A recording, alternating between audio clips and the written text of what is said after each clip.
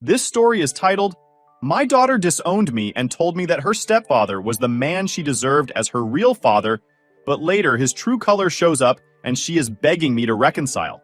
Hey everyone! Before we jump into today's video, I need your help. We've noticed the channel is losing some traction and subscribing is one of the best ways you can support us. It's quick, free, and it helps us keep bringing you awesome content. Your support means the world. Let's keep this channel growing together. Thanks so much. Now let's start the video. Hey Reddit. Alright, I didn't think I'd be sharing this, but here I am. I guess I just need to get it off my chest because I don't know who else to talk to. Last year my marriage officially ended. After 16 years, it all came crashing down. I'd been suspecting something for a while. My ex-wife was always on her phone, laughing at messages, coming home later from work, and acting different. When I finally confronted her about it, she denied it at first. Said I was being paranoid and needed to trust her. But I wasn't crazy. Not 2 weeks later, she admitted she was emotionally involved with a guy from her office. Emotionally involved. Like, what does that even mean? I remember her saying, "It's not like I cheated, okay? I haven't slept with him." As if that made it better. To me, she might as well have been halfway out the door already. It didn't take long after that for us to call it quits. She said she wasn't happy in the marriage anymore, that we'd grown apart, and all the usual stuff you hear when someone's got one foot in a new relationship. The divorce process wasn't easy. Even though we kept it mostly civil, there was always this underlying tension. I knew she was texting him, probably seeing him, while we were untangling the life we'd built together. But this story isn't about her. It's about my daughter and me. Our daughter is 14, and she's always been closer to my ex-wife. They did everything together. Spa days, shopping trips, baking cookies. I never minded it before. I figured it was natural for her to gravitate toward her mom. And honestly, we had our own special connection. I used to take her out for ice cream after soccer practice, or we'd stay up late on weekends playing games or watching movies. She'd crawl up beside me on the couch with her blanket, and everything felt perfect. That's what made this whole thing so hard. When the divorce was finalized, my daughter completely pulled away from me. At first, I told myself it was just the shock of the separation. She was probably just upset or confused. I tried so hard to make her comfortable. I kept her room at my new place just the way she liked it. I'd pick her up and take her out for dinner, buy her little gifts I thought she'd like. I tried to be upbeat, never talked badly about her mom, never said a word about the affair. I thought if I showed her that I was still dad, things would go back to normal. But they didn't. Every time I saw her, she was cold. She'd give me one-word answers, barely make eye contact, and spent most of the time on her phone. If I asked about school or her friends, she'd shrug me off like it was a chore to even talk to me. The worst part was seeing her smile fade when she came to my house. Like I could tell she didn't even want to be there. I tried to give her space. I thought maybe she'd come around after a while. But one night, everything changed. It was a random Tuesday. I'd picked her up from school, and she was quiet the whole ride to my place. I figured maybe she'd had a rough day, so I didn't push. When we got to the house, I made her a snack and sat with her on the couch. I asked her how her day went. She just kept scrolling on her phone like I wasn't even there. "Hey," I said gently, "everything okay? You seem quiet." That's when she sighed, put down her phone, and looked right at me. "Why do you even try so hard, Dad?" I was confused. "What do you mean?" She rolled her eyes. "I mean, Mom's happy now. She deserves to be happy, and her stepdad's name is a much better man for her. Honestly, he's the kind of father I deserve too." I don't even know how to describe how I felt in that moment. It was like my heart stopped beating for a second. "What?" I asked, my voice barely above a whisper. She shrugged like she hadn't just said the most painful thing I'd ever heard. "I'm just saying, he's better for Mom, and he's better for me too. He actually cares." I didn't yell. I didn't get angry. I didn't even know how to react. I just sat there, stunned, looking at the girl who used to think the world of me, the girl who used to hold my hand and call me her hero. "That's not fair," I finally said. My voice cracked. She shrugged again. "It's true, though." I didn't say another word. I got up and went to the kitchen because I didn't want her to see me breaking down. My hands were shaking as I leaned against the counter, trying to keep it together. She didn't realize it, or maybe she did, but she'd just shattered me. That night, after I dropped her off at her mom's house, I went home and cried. I don't even remember how long. I sat on the floor of my bedroom, just trying to process what she'd said. "He's the kind of father I deserve." I kept repeating it in my head. My own daughter, my flesh and blood, thought I wasn't good enough to be her dad. The next day, I couldn't even get out of bed. I called in sick to work because I couldn't face anyone. I felt like a failure, not just as a husband, but as a father. I kept asking myself, what did I do wrong? Was I too strict? Was I not there enough? Did I somehow deserve this? My sister was the only one I told. She was furious for me. You gave your everything to that girl, she said. You've always been a good dad no matter what. She reminded me of all the times I'd been there for my daughter, all the times I'd sacrificed my time and money to make her happy. But none of that seemed to matter anymore. After that night, when my daughter told me her stepfather was the father she deserved, something in me just shut down. I didn't make this decision overnight, but it became clear that I couldn't keep living like that, chasing after someone who didn't want me. I don't know how to explain it, but I felt like I was banging my head against a wall. No matter what I did, no matter how much I tried, I wasn't good enough for her anymore. And it hurt, more than I can really put into words. I spent the next few days in a haze. I avoided looking at photos of us, but everywhere I turned, there was a reminder. The old picture she'd drawn for me in kindergarten, me with a cape that said, "My superhero dad." The family trip photos on the fridge. Her soccer trophies I'd helped her win by coaching her through extra practice. It all felt like a cruel joke now. So, I made a decision to protect myself. I know that might sound selfish to some of you, but I had to. I decided I would do only what was legally required of me as a father. Nothing more. No more bending over backward for a relationship where I wasn't respected. The first step was practical: my finances. For years, I'd planned for her future.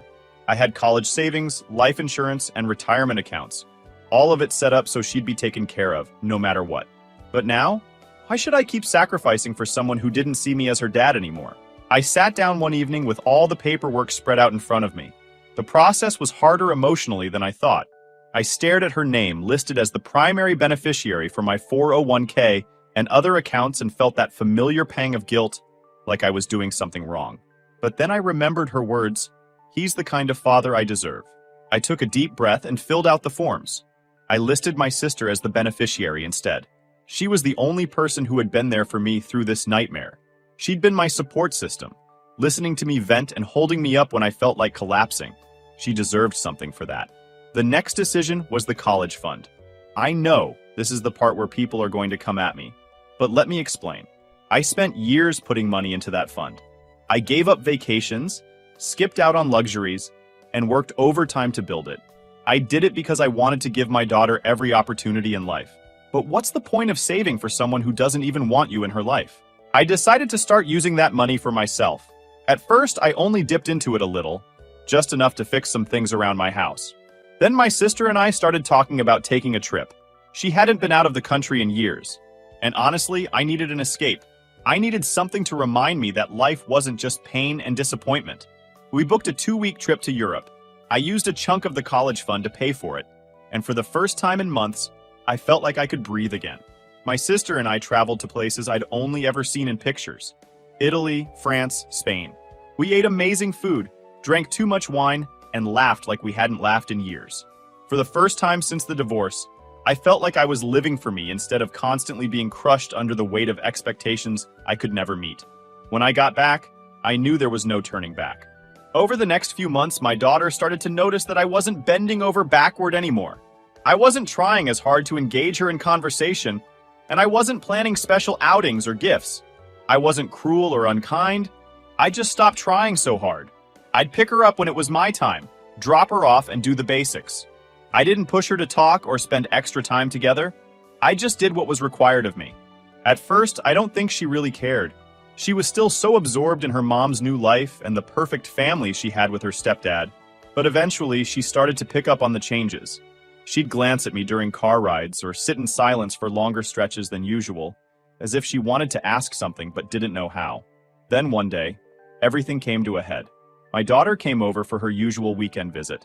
She spent most of the afternoon in her room, as usual, doing whatever teenagers do on their phones. I was in my office, going through some mail and organizing my paperwork. I didn't realize she'd come in until I heard the sound of papers shuffling behind me. "What are you doing in here?" I asked, startled. She had a handful of documents in her hand. I froze when I saw what they were. The beneficiary changes. "What's this?" she asked, holding up the papers. "Those are personal," I said, trying to keep my voice calm. Her face was flushed with anger. "Why is Aunt Sister's name the beneficiary? What happened to me?" I didn't know what to say at first. I hadn't planned for her to find out like this. I've made some changes, I said quietly. What does that even mean? She yelled. You took me off. You're leaving everything to Aunt Sister's name now? Why would you do that? I sighed, trying to steady myself. Because, daughter's name, I can't keep pouring into a relationship where I'm not wanted. You told me your stepdad was the father you deserve. I heard you loud and clear. Her eyes welled up, but she was too angry to let the tears fall. That's not fair. That's my college money. You're ruining my future. I shook my head. I spent years saving that money because I wanted you to have the best. But you've made it clear where I stand in your life. I'm not going to keep giving to someone who doesn't respect me. You're abandoning me, she yelled. I'm not abandoning you, I replied firmly. I'm still doing everything I'm required to do, but I need to take care of myself too. I can't keep giving when it's just hurting me. She didn't say another word. She just stared at me, shaking her head in disbelief, before storming out of the room. I sat there for a long time after she left, staring at the desk. I felt torn in two. Part of me wanted to chase after her, to hug her and tell her I'd fix everything.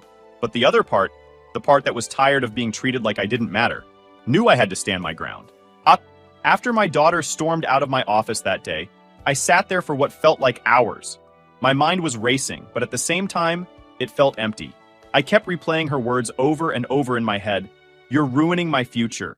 I'd heard anger in her voice, but there was something else too. Something deeper that I couldn't quite place. Maybe hurt? Maybe shock?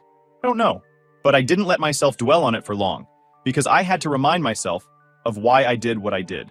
She had made it clear to me for months how she felt about me. I wasn't wanted in her life. I was the lesser parent, the one she barely acknowledged. That stepfather of hers, the guy my ex-wife cheated with, was now the person she held up as some perfect example of what a dad should be. You can't expect me to just keep going after being told something like that, right? I didn't think so. But the confrontation stuck with me.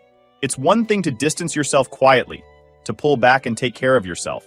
It's another thing entirely to be confronted about it and have to look your kid in the face while you explain your choices. I didn't sleep that night. I kept tossing and turning, wondering if I'd gone too far, if I was being a monster. The next day, I got a phone call from my ex-wife. Now my ex and I had been keeping contact to a minimum since the divorce. We only communicated about our daughter, school events, visitation times, medical stuff. That's it. I knew as soon as I saw her name pop up on my phone that this wasn't going to be a pleasant conversation. Sure enough, she didn't waste any time. What the hell is going on over there? She snapped as soon as I answered. No, hello, no polite intro. Just straight to the point. What are you talking about? I asked, even though I knew exactly what she meant. Daughter's name came home last night in tears. She said you're cutting her off, that you took her off your accounts and spent her college fund. I sighed. I didn't cut her off. I'm still fulfilling my obligations as her father. Obligations? My ex practically spat the word like it was poison. You're her father. She's a child. How could you do this to her? And there it was. The guilt trip I knew was coming. I kept my voice steady though. I didn't do this to her. I've been doing everything I can for her. I've tried for months to be a part of her life, but she made it clear she doesn't want me there. I'm not going to keep throwing everything I have into a relationship where I'm not respected or valued. I'm done being treated like I don't matter. She's just a kid, my ex shouted. You're the adult here. You don't get to act like this because your feelings are hurt. That stung, I won't lie. My feelings were hurt. They were shattered. But I also wasn't about to let her turn this all around on me. I'm not acting out of spite, I said firmly. I'm protecting myself. She told me her stepdad is the father she deserves. Do you know what that did to me? There was silence on her end for a moment. Maybe she didn't expect me to say that. I don't know. Finally, she replied, quieter this time. She didn't mean that, you know. She's a teenager. She says things she doesn't mean. I let out a bitter laugh. Funny how everyone always wants to excuse what she says and does. But I'm the bad guy when I decide to protect myself. Look, I'm not arguing with you about this. I'm still doing what I'm required to do as her father. But that's all. My ex didn't have a response to that. She just hung up, leaving me staring at my phone, feeling like I'd just been hit by a truck. For the next week, things were tense. My daughter didn't text me, didn't call, and when I picked her up for my visitation time, she didn't even look at me. She sat in the car, headphones on, staring out the window like I wasn't even there. At my house, she stayed in her room the entire time. She didn't eat dinner with me, didn't talk to me, nothing. I'd knock on her door to let her know food was ready, and I'd get a muffled, "I'm not hungry." I didn't push. What was the point? The silence between us was unbearable. It was like living with a stranger. And as much as I tried to convince myself that I was doing the right thing, it didn't stop the guilt from creeping in. I'd sit on the couch at night, staring at the empty seat where she used to curl up beside me, and I'd wonder, was I doing the right thing? Was I making everything worse? I told my sister about all of it. She's the only one who understands where I'm coming from. She's been through similar pain, even though she didn't have kids. You're not a monster, she told me. You're just human. You can't keep giving and giving when it's tearing you apart. You have every right to step back. Her words helped, but they didn't erase the ache I felt. About 2 weeks later, I got another confrontation. This time, it was my daughter herself. She was at my house for the weekend again, still giving me the silent treatment. I was sitting at the kitchen table paying some bills when she came out of her room and dropped a stack of papers in front of me. It was the college fund statement. I didn't even know she'd found it. "What is this?" she demanded. Her voice was shaking. I looked up at her. "It's the college fund." "Yeah, the college fund you're taking money out of," she snapped. "Why are you doing this?" "This is my future, Dad." I sighed. "Sit down," I said, gesturing to the chair across from me. She hesitated but finally sat. "I need you to listen to me, okay?" I said. "That money, I saved it because I wanted to give you the best. I worked overtime, skipped vacations, did everything I could to build that for you. But then you told me I wasn't the father you deserved. Do you know how much that hurt?" Her face turned red. "I didn't mean it like that." "But you said it," I replied gently. "And you've spent months treating me like I don't matter. I can't keep giving everything I have to someone who doesn't want me in their life. I needed to take care of myself too."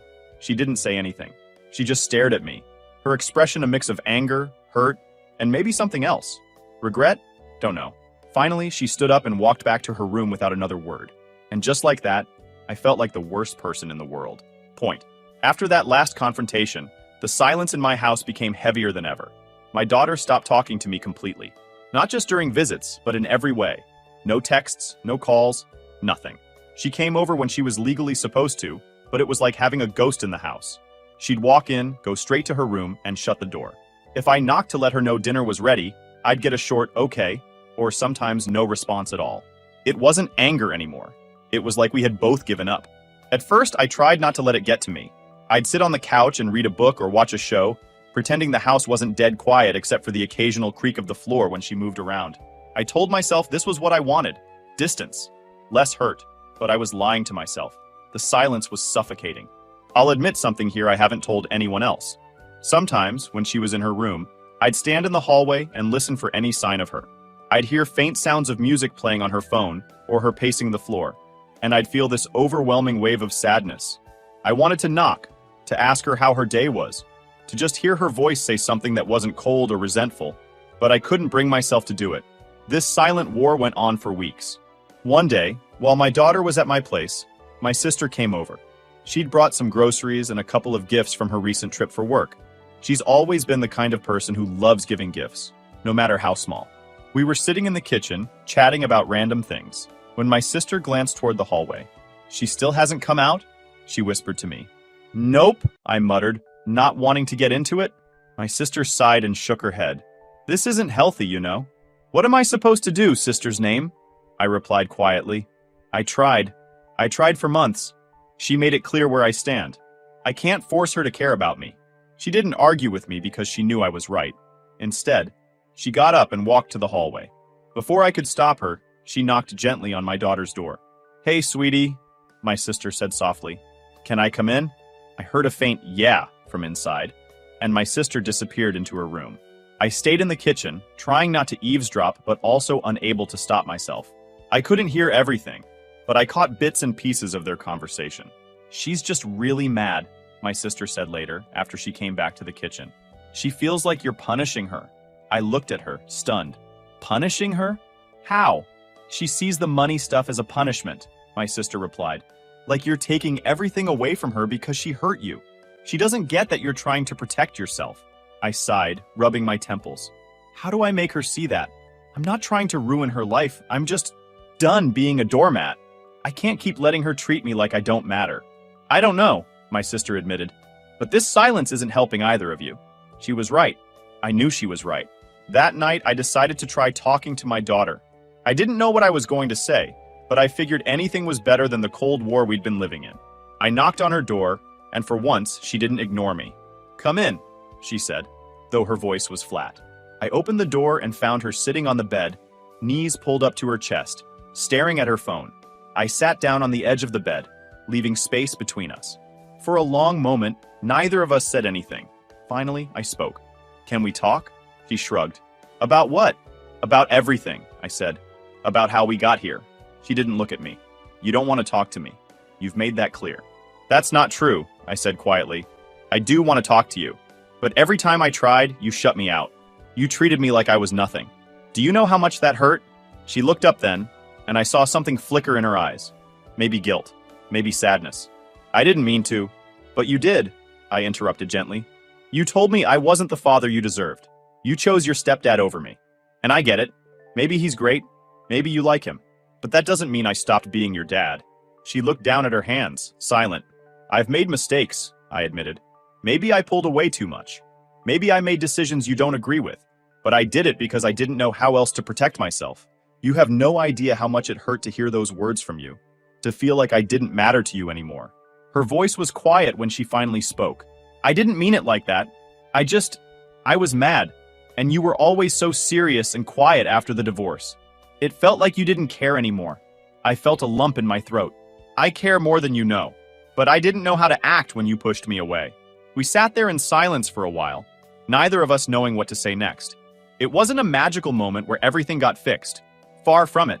But it felt like the first time we were actually listening to each other, instead of fighting or shutting down. Before I left her room, I said, "I don't know how to fix this, but I want to try. You're still my daughter. I still love you." She didn't respond, but she didn't tell me to leave either. It had been a few weeks since I told my daughter the truth, that I wasn't going to keep chasing after someone who didn't want me in their life. Things were quiet, but not in a peaceful way. She still came over for her visits, but it felt more like a formality than anything else. She stayed in her room most of the time, and I let her. I wasn't going to force her to be around me anymore. Then, out of nowhere, everything changed. It was late one Friday night when my phone rang. I was half asleep, and for a second I thought I was dreaming when I saw my daughter's name pop up on the screen. She never called me, ever. I sat up quickly, my heart pounding as I answered. "Hello?" Her voice came through the line, choked with tears. "Dad, can I come over?" I was instantly on alert. "What's wrong? Are you okay?" "Please," she whispered. "Can I just come over? I don't want to be here right now." I didn't ask any more questions. "Of course, I'll come get you." When I pulled up to my ex-wife's house, my daughter was already outside, sitting on the curb with a backpack next to her. She looked smaller than I'd ever seen her, like a kid again. Her face was blotchy from crying, and when she saw me, she stood up quickly, wiping her eyes. "What happened?" I asked as she climbed into the passenger seat. She didn't answer right away. She just stared out the window, her arms crossed tightly over her chest. "Can we just go?" she said softly. I nodded and started driving. We sat at the kitchen table later that night. I'd made her some tea, and she held the mug between her hands like it was the only thing grounding her. She was quiet for a long time before she finally spoke. "Stepdad's name cheated on Mom," she said, her voice barely above a whisper. I froze. I hadn't expected that. "What?" She swallowed hard and looked down at the table. "They had this huge fight tonight. Mom found out he's been seeing someone from his gym. I guess it had been going on for a while. She yelled at him and he lost it." I clenched my fists under the table. "Lost it how?" Her lip trembled, and I could see the tears welling up again. "He started saying all these awful things. About her. About me. He said Mom was pathetic for trusting him, and he called me a spoiled little brat. He said I'm just as worthless as she is." I felt my blood boil. My chest tightened, and I had to take a deep breath to calm myself down before I spoke. "He said that to you?" She nodded, tears streaming down her face now. "Yeah. He told Mom he's sick of playing dad to someone else's kid, like it was some chore for him." I sat back in my chair, trying to process what I was hearing. I didn't know how to feel. On one hand, I was furious. Furious that this man, who had been so smug and perfect in her eyes, had shown his true colors. On the other hand, I felt a dull ache because this was exactly what I had feared.